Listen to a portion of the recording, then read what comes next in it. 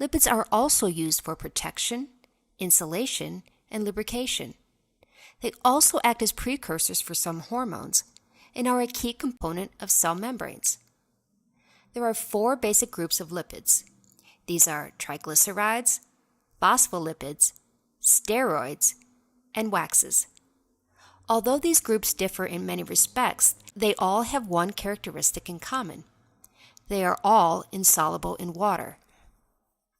You may have noticed that lipids and water do not mix. For example, notice the yellow-colored oil in the beaker of water shown here? Even if we stirred this for several minutes, or even several hours, the oil would still separate out from the water. This is because lipids are hydrophobic. From Latin, the prefix hydro means water, and phobic means fear of. So when you hear that lipids are hydrophobic, this basically means that water and lipids do not mix. Let's take a closer look at the category of lipids known as triglycerides. Triglycerides include the fats and oils. Fats, such as lard and butter, are solid at room temperature and are used by animals for insulation, protection, and long-term energy storage.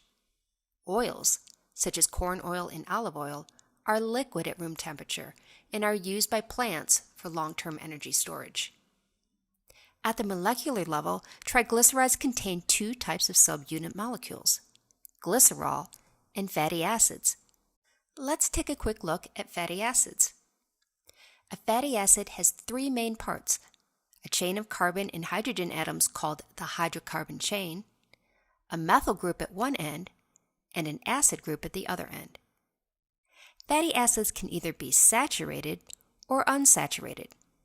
A fatty acid that has only single carbon-to-carbon bonds is known as a saturated fatty acid.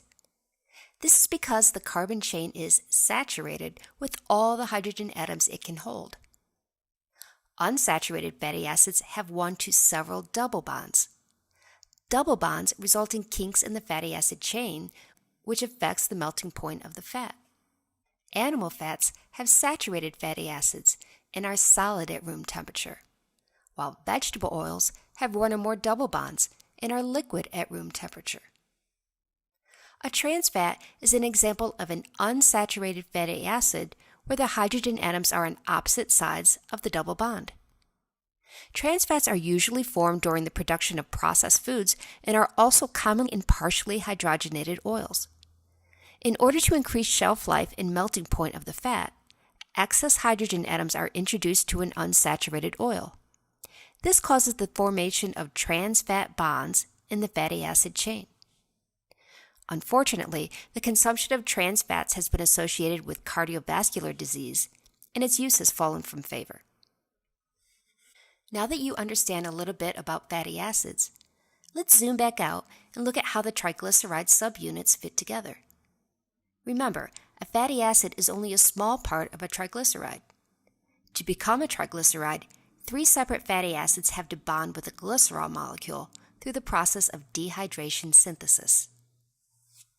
Let's move on to the next category of lipids, which is phospholipids. Phospholipids are similar to triglycerides in that they contain glycerol and 2 fatty acids. What's different is that a phosphate group rather than a third fatty acid is attached to the 3rd carbon of glycerol. Phospholipids are extremely important, mainly because of their unique properties in regard to water. The phosphate head of the molecule is hydrophilic, or water-loving. This means that it mixes well with water. The fatty acid tails, however, are hydrophobic, or water-hating, and do not mix well with water. Because of these unique properties, phospholipids tend to arrange themselves so that only the hydrophilic heads interact with the watery environment, and the hydrophobic tails crowd inward away from the water. This structure is the major component of plasma membranes of the cell.